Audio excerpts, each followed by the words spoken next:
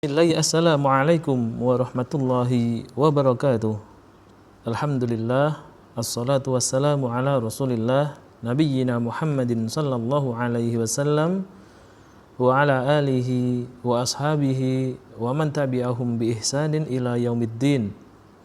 Asyhadu an la ilaha illallah wahdahu la syarikalah wa asyhadu anna Muhammadan abduhu wa rasuluh la nabiyya wa la rasula ba'da.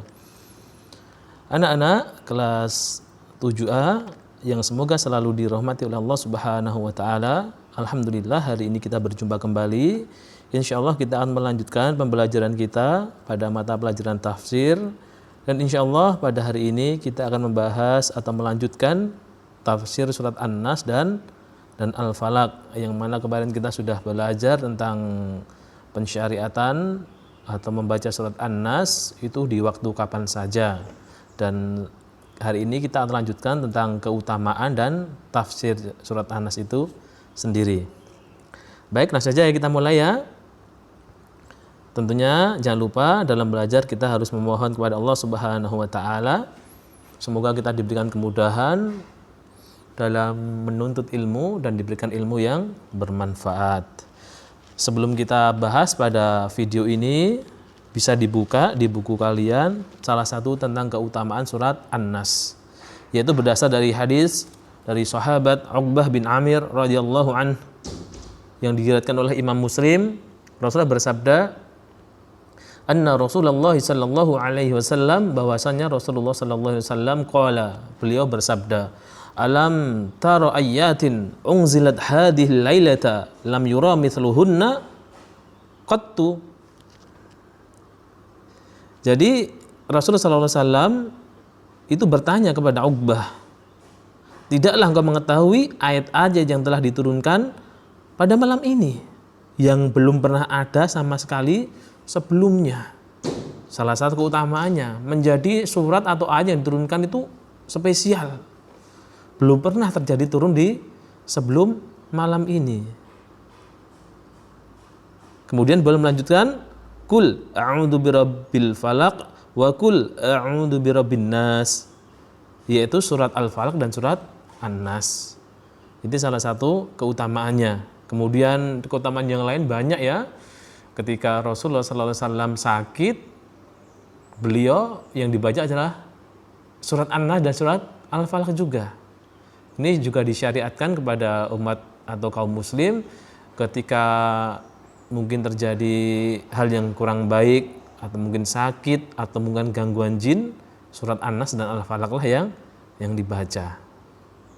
Itu beberapa keutamaan yang sebenarnya masih banyak ya, tapi nanti kita hari ini yang dibahas adalah tentang tafsirnya. Baik, langsung saja kita lanjutkan. Bahwasanya dalam surat An-Nas dan Al-Falaq ini sebenarnya hanya satu kandungan yang utama, yaitu iltaja. Iltaja itu apa? Berlari dan memohon perlindungan kepada Allah Subhanahu wa taala. Dari apa? Dari semua keburukan. Keburukan siapa? Keburukan semua makhluknya. Ya. Dan ini dari bentuk menggantungkan diri atau harapan meminta keselamatan kepada Allah Subhanahu wa taala. Itu ya, dari dua surat ini mempunyai makna yang besar, yaitu iltaja, berlari dan mohon perlindungan kepada Allah Subhanahu wa taala.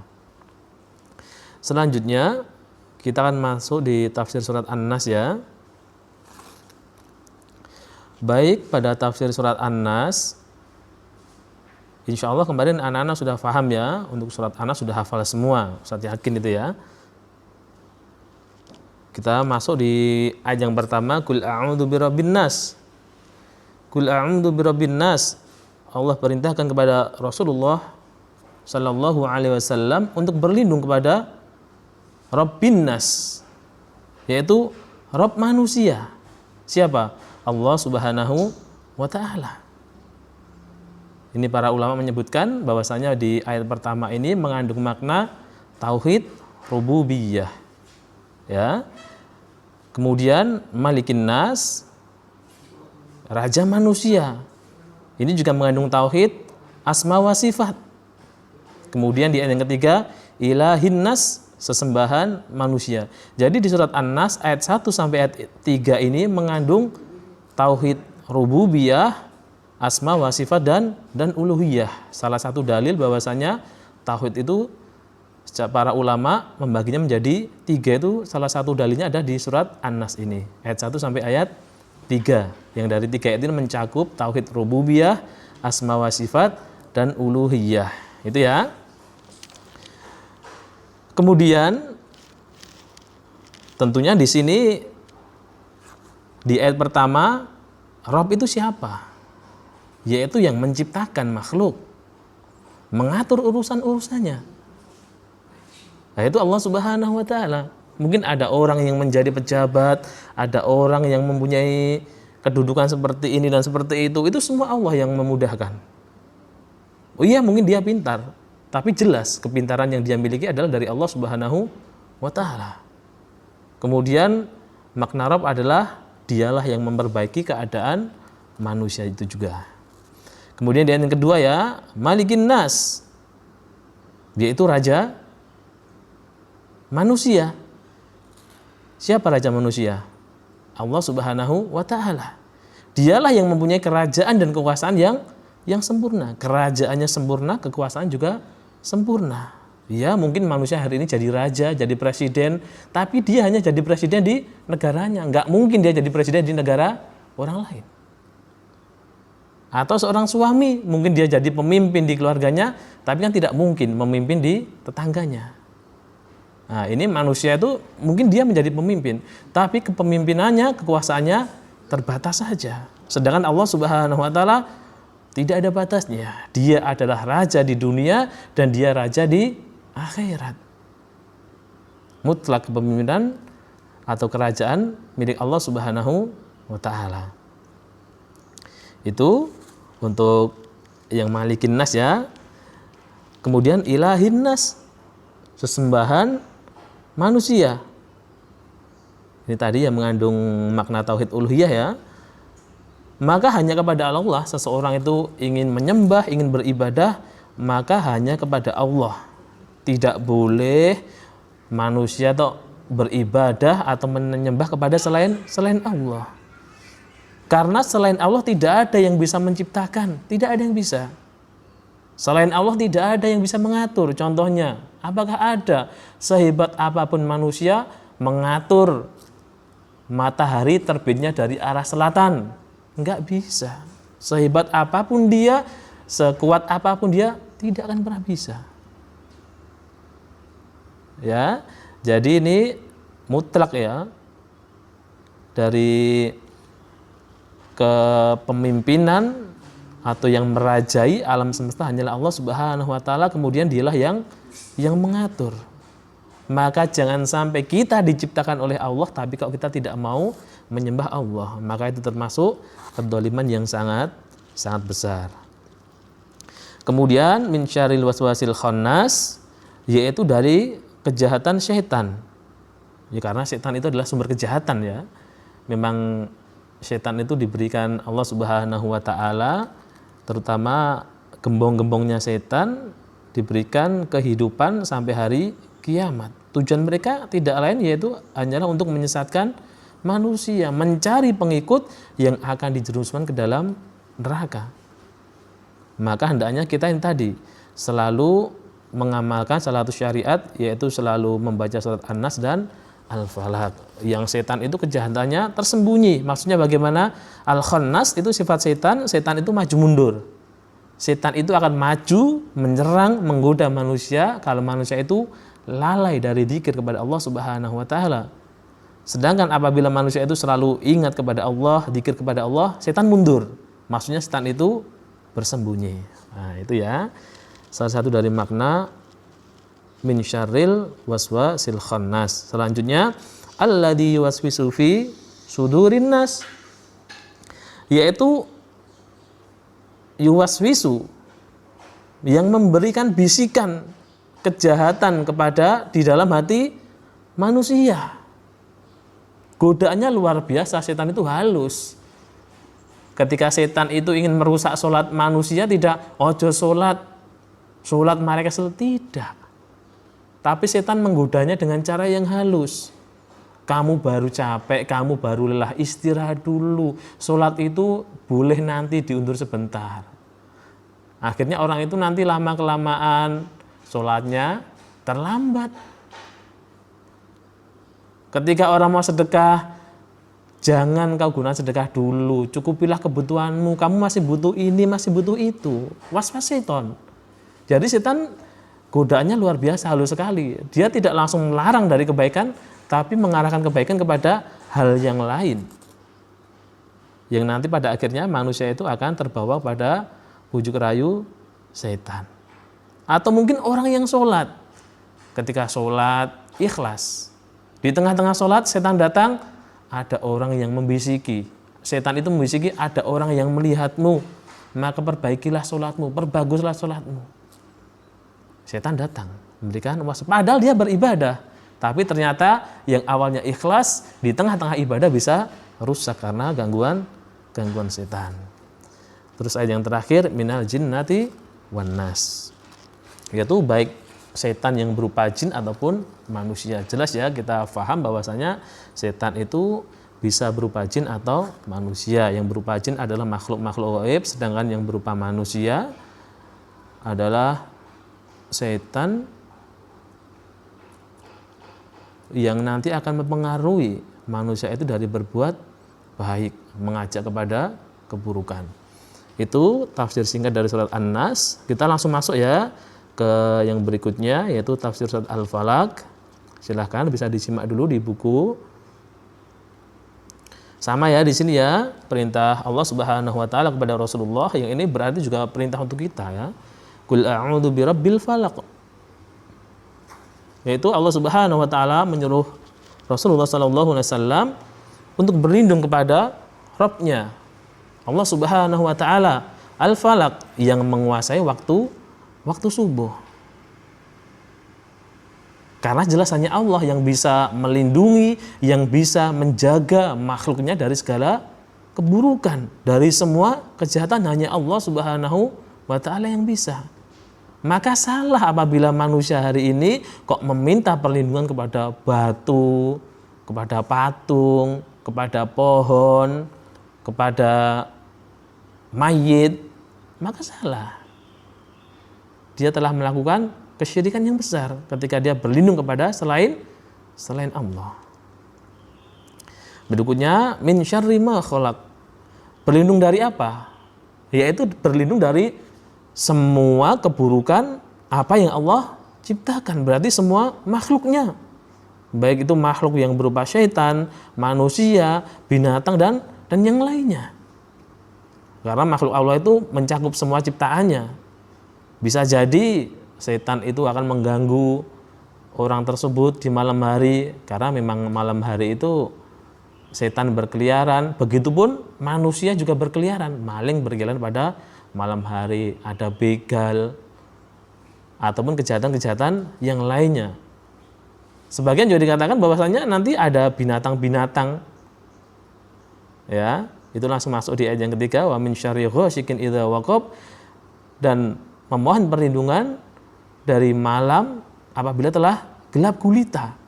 Nah, itu sama, itu nanti hewan-hewan buas, hewan-hewan berbisa mulai keluar untuk mencari mangsa, yang sebenarnya mangsanya bukan manusia, tapi terkadang mungkin ada ular masuk ke dalam rumah, kalajengking, ataupun hewan-hewan yang lainnya. Itu dengan membaca ini insya Allah akan memberikan perlindungan, karena mereka itu adalah termasuk makhluk-makhluk Allah Subhanahu wa ta'ala.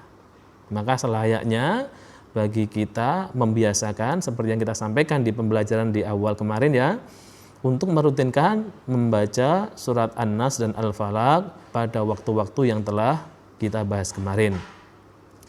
Berikutnya kita masuk di ayat yang kelima, keempat, wa min syarrin nafatsati fil 'uqad. Ya, yaitu dari kejahatan manusia atau wanita-wanita tukang sihir. Nah, ini kenapa kok Allah menyebutkan wanita di sini? Padahal tukang sihir itu ada juga yang pria, ada yang laki-laki. Maka kata para ulama di sini disebutkan karena sihir wanita itu lebih ampuh. Kenapa lebih ampuh? Karena wanita adalah makhluk yang lemah akal dan lemah agamanya. Maka semakin orang itu lemah agamanya, semakin mudah untuk melakukan kejahatan yang berupa sihir tadi, yang dia bekerja sama dengan setan. Nah, maka ini disebutkan oleh Allah Subhanahu wa taala para wanita tukang sihir. Dan di sini sihir biasanya terjadi pada malam hari. Walaupun ada pada siang hari, tapi sihir yang lebih ampuh, yang lebih berbahaya adalah pada siang hari, karena sihir sendiri diambil dari kata sahara ya, yang artinya menjelang subuh, yang kalau kita Ramadan itu kita namakan waktu sahur. Nah ini, jadi memang sihir yang paling mujarab di waktu ini. Sebagian banyak manusia itu lalai di waktu ini, maka sihir pun dilancarkan. Dan yang terakhir adalah wa min syarri hasidin idza hasad, yaitu berlindung kepada Allah Subhanahu wa taala dari orang yang dengki. Karena orang yang dengki itu apabila sudah sampai di puncak kedengkian, wah subhanallah ya, usahanya untuk mencelakai orang yang ia dengki itu sangat luar biasa. Maka hendaknya sekali lagi anak-anak kelas 7A rahimani wa rahimakumullah, kita selalu memohon perlindungan kepada Allah Subhanahu wa taala. Apapun bahayanya, apapun keburukannya, yakin Allah Subhanahu wa taala tidak akan kesulitan untuk menahan, untuk menghilangkan bahaya-bahaya tersebut. Kemudian selanjutnya kita bahas yaitu tentang faidah dan kesimpulan dari dua surat ini. Yang pertama adalah rahmat Allah taala kepada hambanya. Ini kasih sayang Allah Subhanahu wa taala. Allah sangat menyayangi hambanya, yang Allah tahu hambanya itu lemah, yang Allah faham hambanya itu banyak dosa. Kalau hambanya banyak dosa, Allah perintahkan bertobat. Hambanya lemah, Allah berikan perintah, memintalah pertolongan, memohonlah kepada Allah Subhanahu wa taala. Kemudian disyaratkan kepada setiap muslim untuk melindungi dirinya dengan kedua surat tersebut. Sudah kita sampaikan kemarin ya, waktunya kapan? Silahkan, harus mulai dirutinkan. Kemudian perhatian Allah Ta'ala terhadap hambanya. Nah ini perhatian. Jadi Allah itu menciptakan manusia sakarepmu, kamu sesat, besok kamu dimasukkan neraka. Tidak, Allah berikan rambu-rambu supaya manusia itu selamat dari siksa neraka. Allah berikan petunjuk Al-Quran, Al-Hadis, yang ketika orang itu mengikuti dua hal tersebut, insya Allah tidak akan tersesat. Sebagaimana Rasulullah SAW bersabda, taraktu fikum amroini lang tadillu ma tamassaktum bihima kitaballah wa sunnatar rasul. Telah aku tinggalkan dua perkara yang apabila kalian memegang erat dua perkara itu, tidak akan pernah tersesat selama-lamanya. Apa yang katakan Rasulullah?